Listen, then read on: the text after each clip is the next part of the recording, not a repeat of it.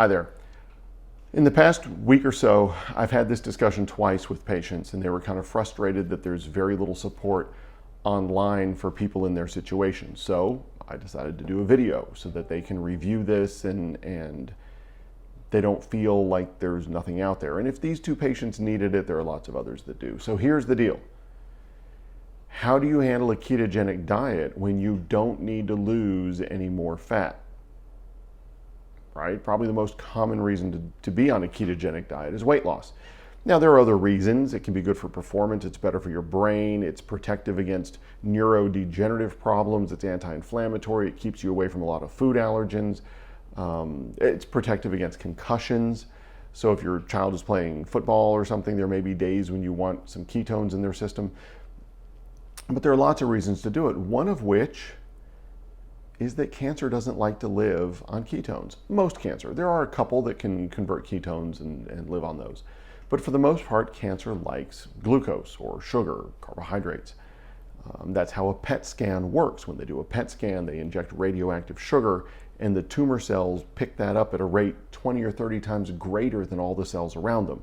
So they're like vacuums for carbohydrates and sugar. So many times people who have cancer and are going through treatment for that will want to be in ketosis either all the time, most of the time, or at least when they're having treatments. There's some evidence that chemotherapy and radiation are more effective when someone is in ketosis and not feeding the cancer cells sugar.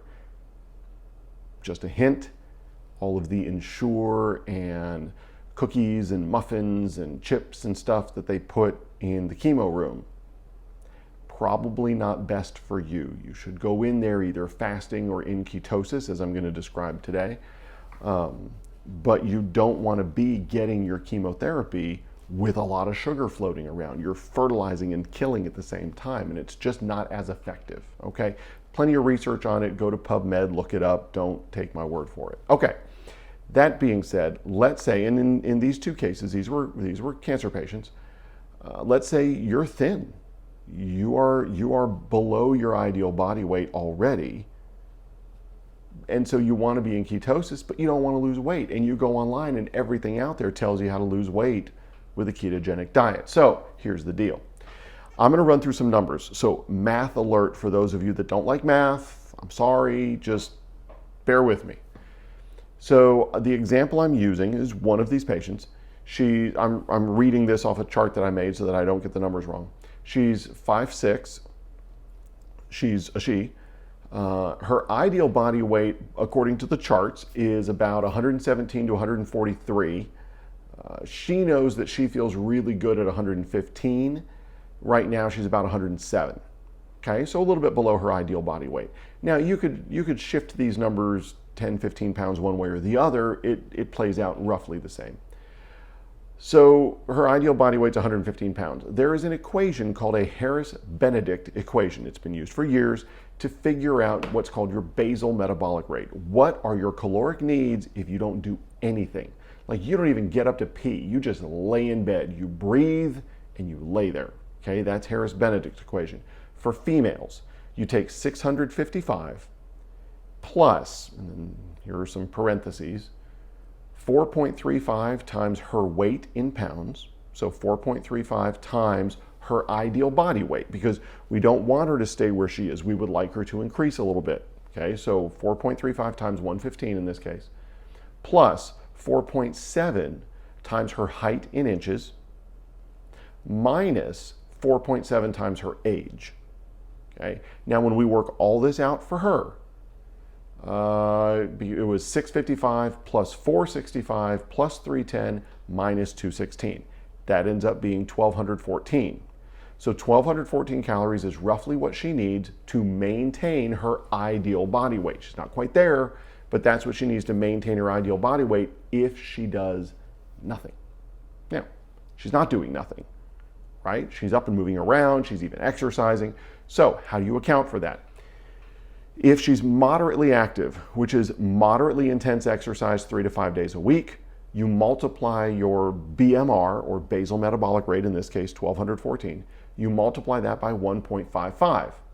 If she is very active, which is doing strenuous exercise 5 to 6 days a week, which is closer to where this person is, you would multiply her BMR, which is 1214, by 1.725.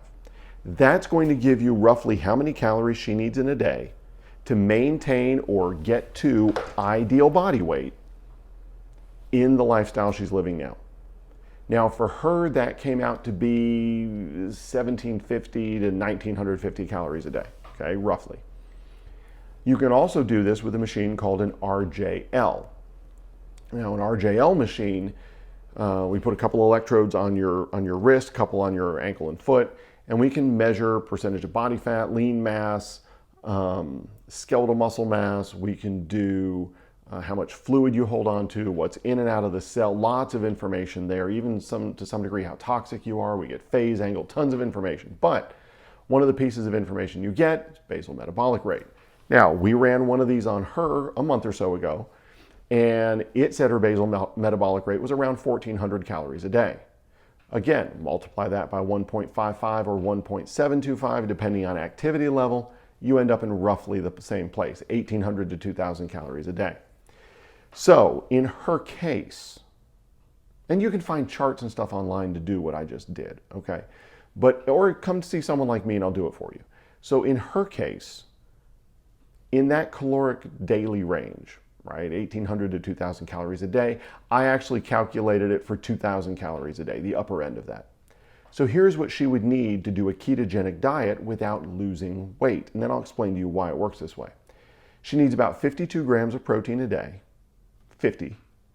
She needs less than 20 grams of carbohydrate a day, so she's not feeding herself any discernible sugar. And that less than 20 grams, let's say she ends up doing 15 grams of carbohydrate that day, that can't come all at once.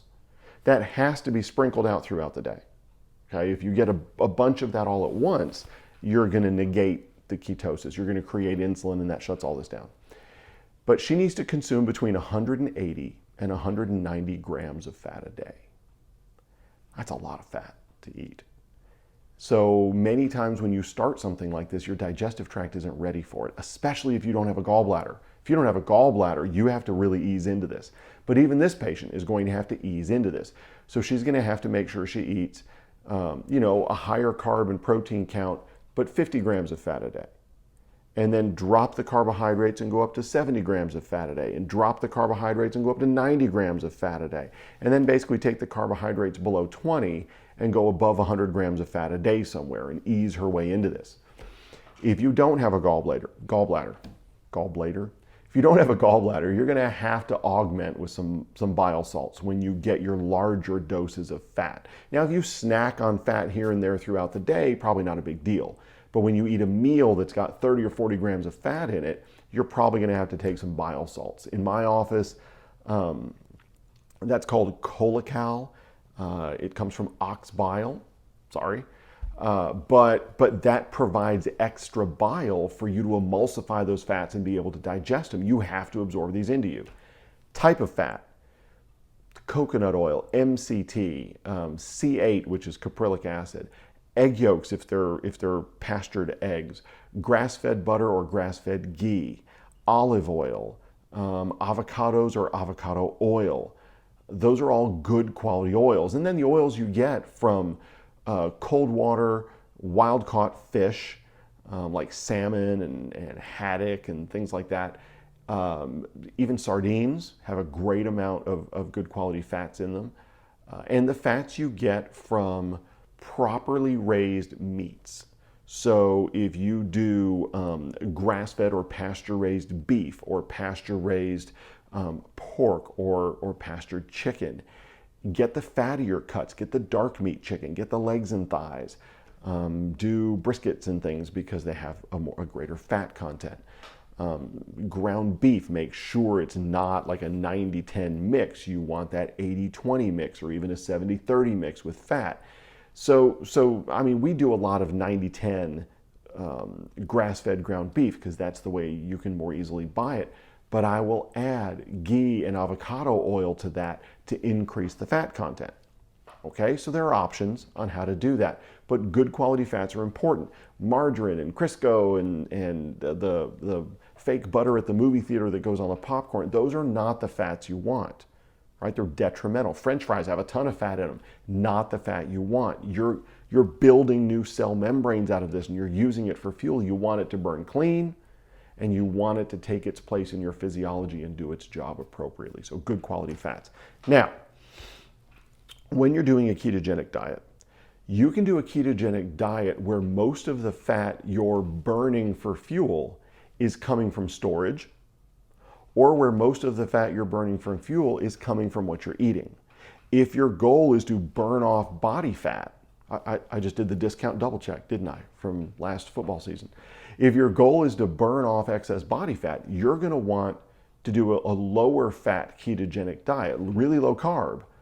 But maybe she wouldn't be doing 190 grams of fat a day. Maybe she'd be doing 100 grams of fat a day. And the rest of it is going to be made up for by what she's taking from storage. If she has very little storage, or we want to leave her storage in place, then we're going to need to put in enough fat to meet her needs every day. That's where those equations and those numbers come in handy.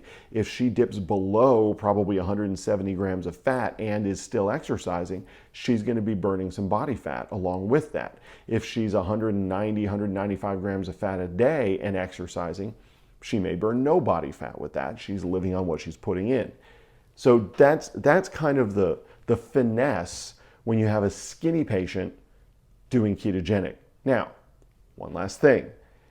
You can have thin fat people. And I'm not saying that to be offensive. There are people that are thin. You know, they wear a size 2 or a size 4 in clothes for women, but they're 30 or 35% body fat. They just have no muscle.